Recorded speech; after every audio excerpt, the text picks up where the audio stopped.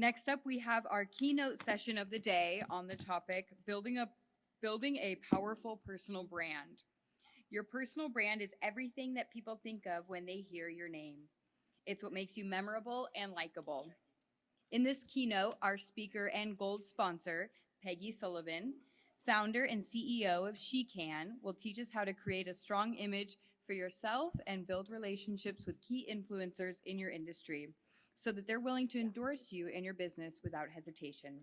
I'm looking forward to learning brand building from her. Are you? Let's give Peggy a huge round of applause as we welcome her to the stage. Come on up, Peggy.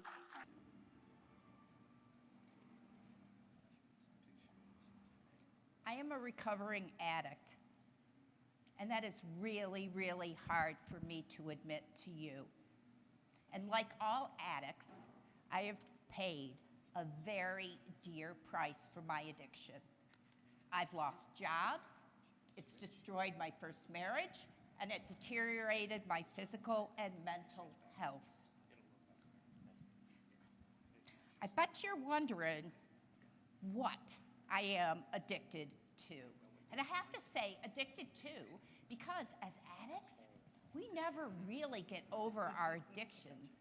We just get really, really good at controlling our impulses. So what am I addicted to? Busyness. I love being busy. I love having a ton of things to do. It makes me really happy to be over the top, non-stop busy. Let's rewind about 20 years ago. I was a marketing director at Blue Cross Blue Shield. It was a normal day. I walked in to a meeting with a lot of doctors and nurses. Not unusual thing for me to do because, quite frankly, a lot of doctors and nurses work at Blue Cross Blue Shield. But this day was different. This day was so different because everybody was like staring at me. They were really staring. And I couldn't figure out, why was everybody staring at me? Did I have coffee on my shirt? Was my fly down? Did I have blueberry in my teeth? I couldn't figure it out. And then one of my colleagues, Dr. Lee, he kind of came over to me and he did one of these, really quiet. And he said, "Peggy, you look terrible. Do you feel okay? You're kind of purple and your pupils are really, really dilated." And it made me stop and think, how did I feel? How did I really feel? And the reality was, I had this deep pain in my chest. It was heavy, and I couldn't breathe. And next thing I know, I am flat on my back in an ambulance going to the hospital. And I'm thinking to myself, how did I get here? How could this be me? I am such a healthy person. I sleep well, I eat well, I do everything that a healthy person does. And yet, here I am. And then I started to think about how busy I was and how stressed out I was and how difficult the last couple of months were. And next thing I know, I hear them say it. I hear them say it, and it really freaked me out. They said, "Cardiac arrest in progress, 40 years old." I get to the hospital, and they worked on me for 4 days. 4 long days it took them for them to regulate my heart and to get my heart back where it needed to be, and more importantly, my mindset, because I was totally, totally freaked out. Busyness was killing me. I was an addict, and I hit rock bottom. Today, I'm a really happy person, because I've learned how to keep my busyness in check. I've learned about quality of life. I've learned about how to live a life where you can be productive, you can have a great career, but you're not making all the sacrifices that happen when you're busy. And I share my story today in the hopes that you can find some way to think about your busyness and transform that into something beyond that, something more productive, where you can take the time to have quality of life, take the time to focus on what's important. I'm a research geek. I love research. Data is really, really sexy to me. Data is sexy to me. And so I wanted to conduct a big social experiment to really better understand quality of life. So I asked 107 people, how you doing? How are you doing? How are you doing? How are you doing? And what was really interesting was that 90% of them, 94 of those 107 people, they all said the same thing. They didn't tell me about their health. They didn't tell me about their well-being. They didn't tell me how their families were. They didn't really tell me anything about how they were. What they said was, I'm so busy.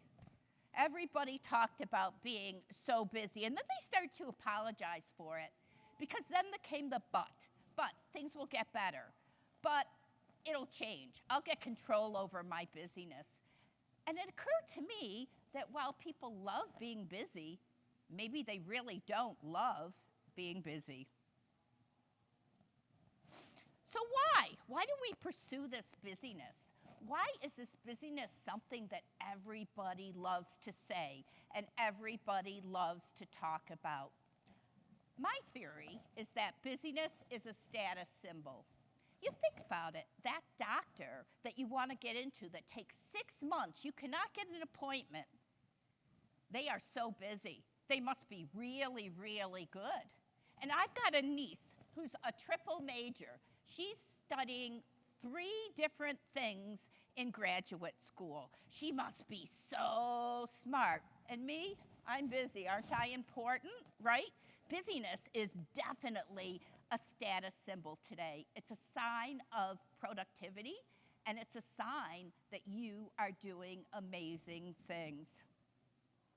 So let's see where you are on the busyness Richter scale.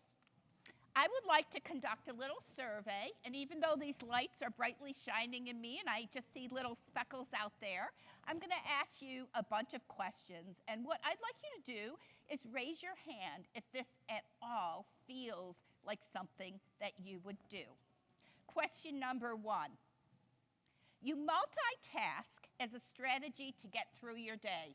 Raise your hands. Okay, full house. We've got a lot of multitaskers here. You feel like there is always something to do. You go to work, and then you come home, and there's even more to do. A hand's going up right away. Okay, got a full house of hands, too. My favorite one, actually, my second favorite one, you eat in tandem with other things. So, the hands are going up before I'm even asking. So I'm going to skip to the last question because obviously you guys are really busy. But the last one is a fun one. How many of you love the snooze button? You love staying in bed because it's safe and it's warm and your day has not begun. Well, congratulations, everybody. Stand up. Come on. Let's have some fun. Let's get some energy in this room. Now high-five the person next to you and congratulate them for being busy.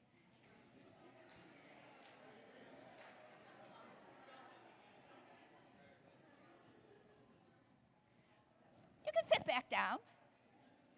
But that's not the last thing I'm going to ask you to do today because I really want you to have some fun along the way. Let's talk a little bit about busyness. We know that Marketing 2.0 folks are really, really busy. We've already established that. But here's something I bet you didn't know about busyness. Busy people multitask. Multitasking means it actually takes you 2.5 times longer to get anything done.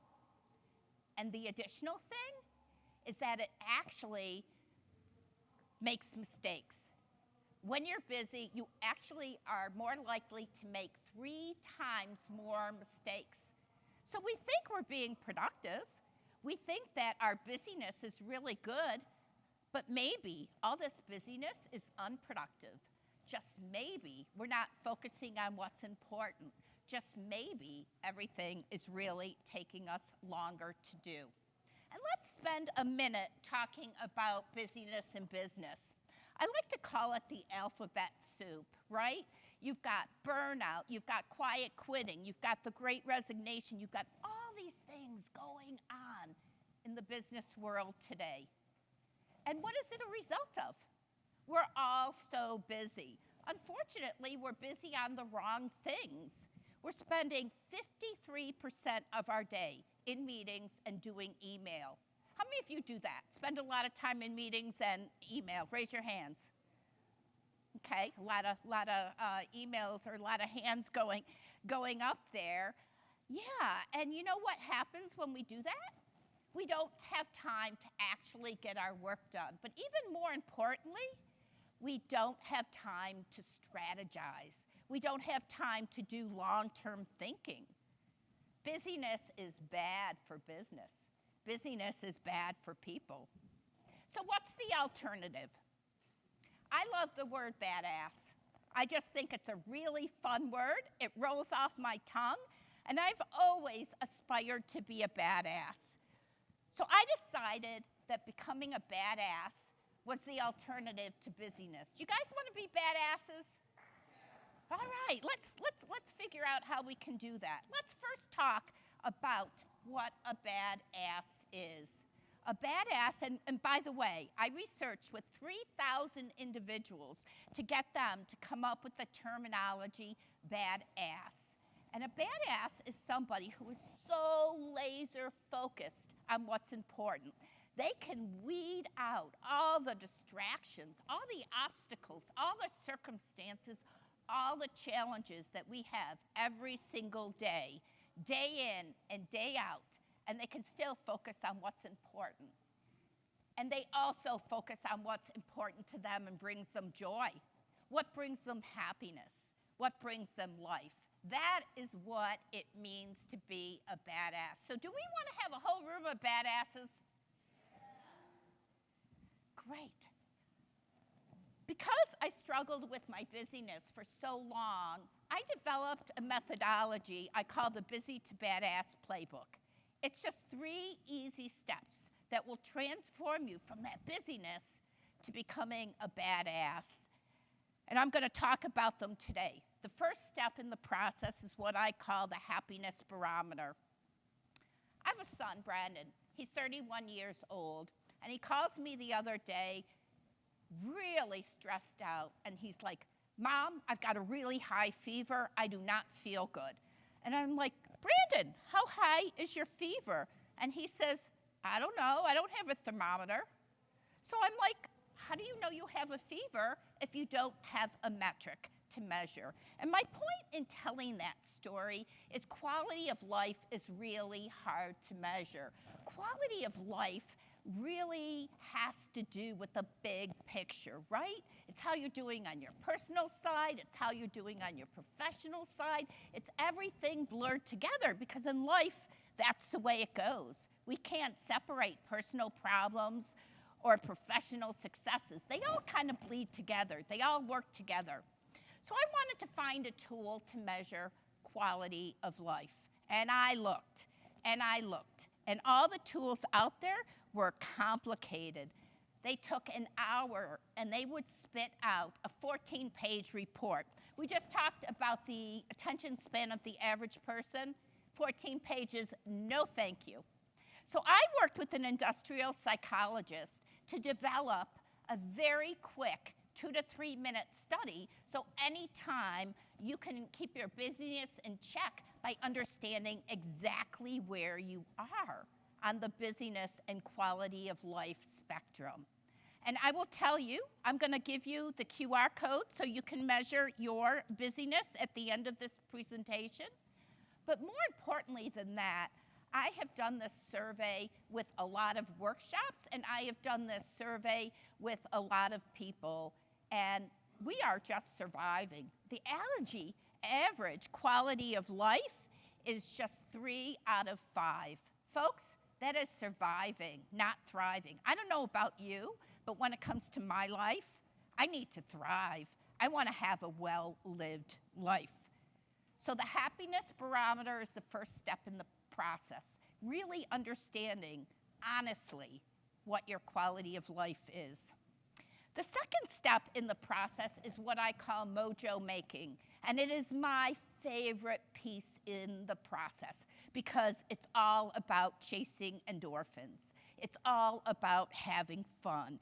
It's all about pressing reset so you can recharge, so you can energize, so you can be at your best.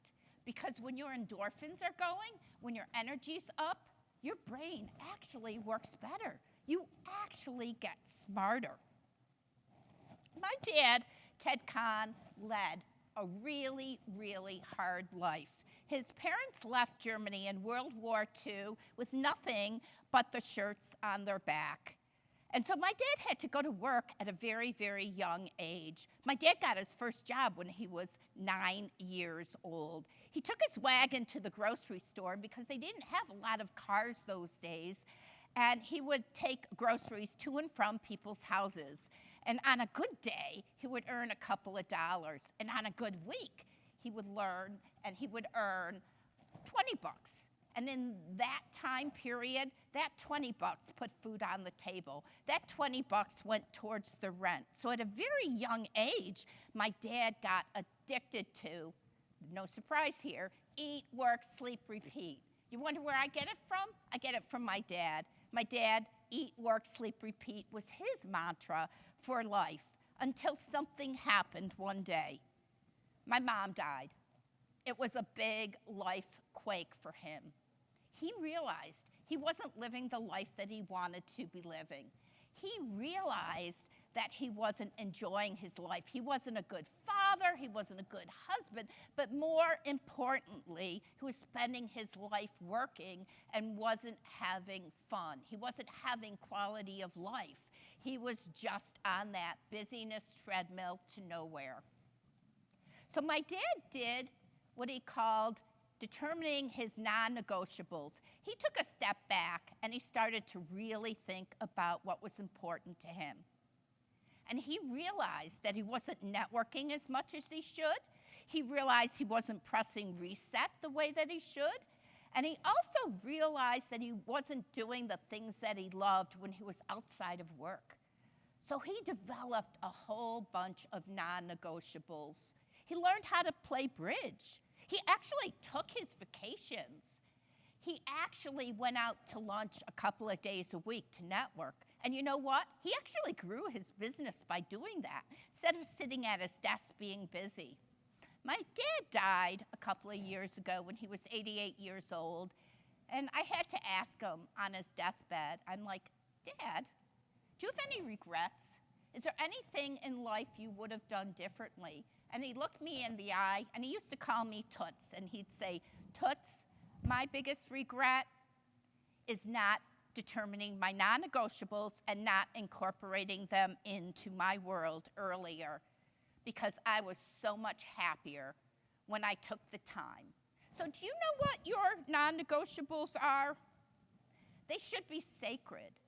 And the other thing about non-negotiables is you have to think about self-care. Because self-care is so important. The other thing about your happiness rituals, the other thing about your mojo making, your non-negotiables, is to make sure, besides knowing what they are, is that you have happiness rituals throughout your day. What are happiness rituals? They're reset buttons. They're fun things you do throughout your day that make you feel really good. So what are they? I eat dark chocolate every single day at 4 o'clock. You can bet at 4 o'clock every single day, I'm going to be eating my 4 pieces of Dove chocolate. You know why? Because they are so yummy, and because they get my endorphins going, and because I enjoy it. And what I've learned to do is to put a lot of these happiness rituals into my day. I love my fuzzy pink slippers. They make me laugh. They're silly looking. They make me happy. I love taking time with my fur baby, Oliver, just to have him feel so good to see his mommy, and when I pet him to purr, that makes me feel good. I love feeling the sun on my face, and in the middle of a really busy day, I'll go walk around the block because happiness rituals are so important for you in terms of being productive.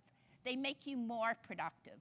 When you are mojo making, you actually get more energy to do the things you want to do the things you need to do.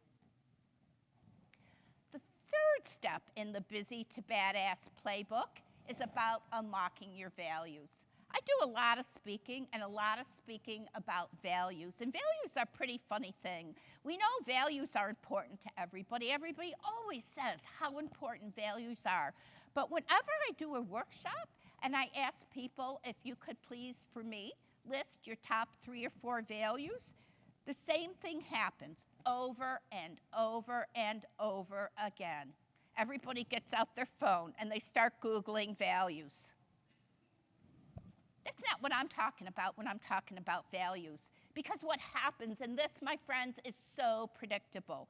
Everybody writes down the same values. And then they start looking at what their neighbor has in terms of values. Because your values got to sound good. They got to really look good, right? So all of a sudden, everybody's got the same values. We've got trust. We've got integrity. We've got family. Those are the core values that everybody wants. And you know what? They're really important when it comes to your code of conduct. And for me, I need to live a life where I'm trustworthy, where I have integrity, where I'm honest. But that is not what I'm talking about. What I am talking about is really uncovering the things that add wow in your life.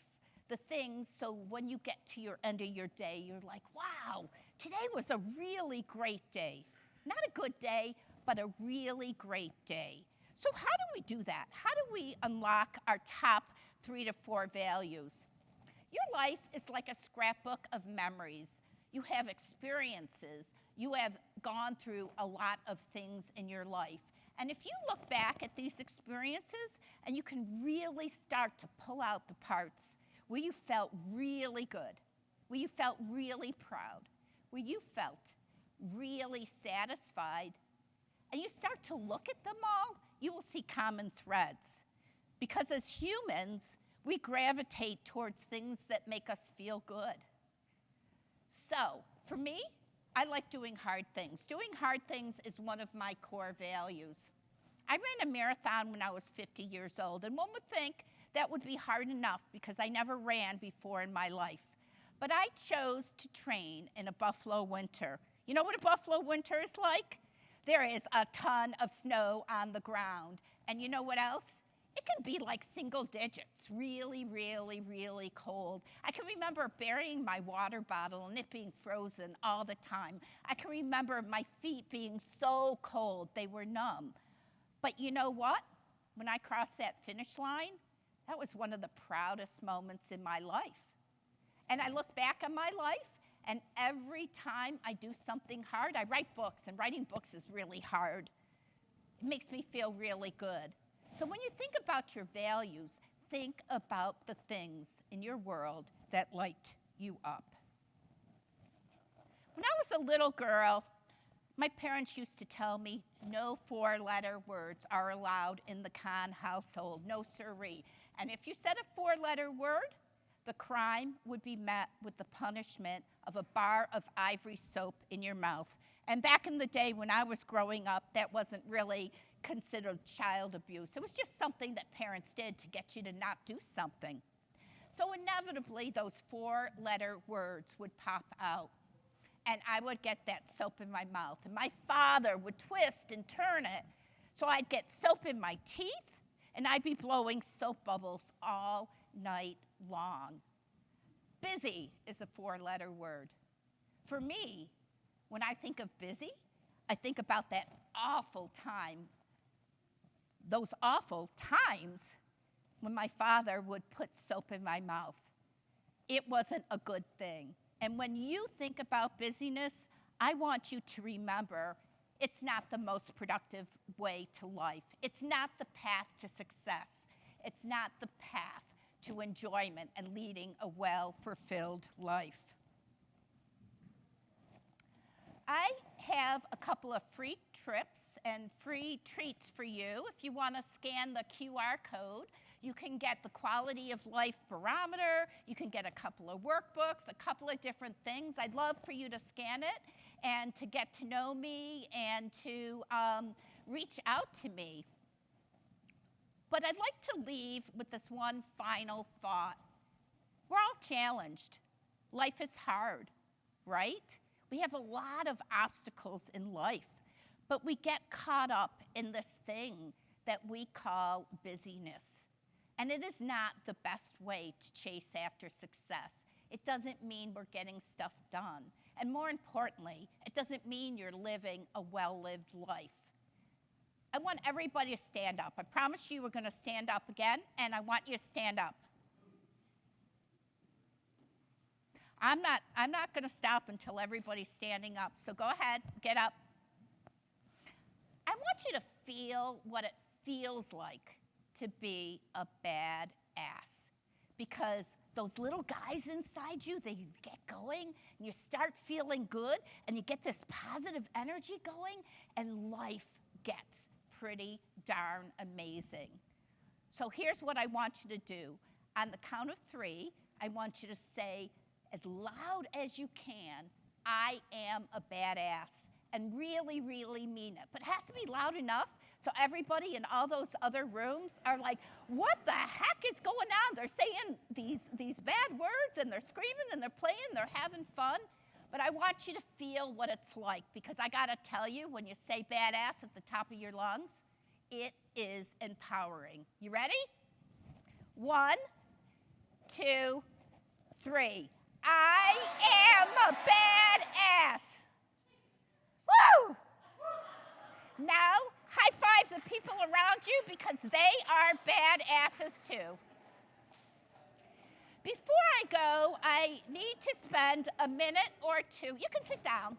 You're badasses now. You can do anything, literally anything. You are empowered. Go out there and be a badass. One of the things that I want to do now is talk a little bit about my nonprofit. I started a nonprofit, SheCAN, about 4 years ago. I started it because, for me, my career world was really busy, that you already know, but it was really competitive. And I didn't have a lot of support along the way. I didn't have a lot of cheerleaders.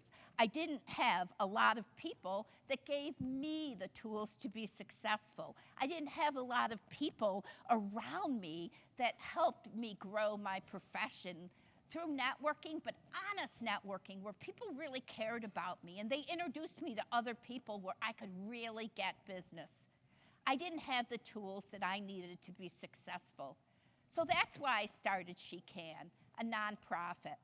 We have a booth right outside, and the whole mission of SheCAN is to help people grow, thrive, and find your vibe. And in the spirit of that, we want each and every one of you to stop by our booth. We've got a really fun social media contest, and we also have prizes for the best one. We want you to tell us who your hero is. Maybe it's your wife, because she's home with the kids and she's managing everything. Maybe it's Oprah Winfrey, because she is one badass, right? I love my Oprah Winfrey. Could be anybody, but please share that with you. And thank you so much for letting me diverge a little bit from marketing and talk a little bit about quality of life and what it means to go from busyness to badass. Thank you.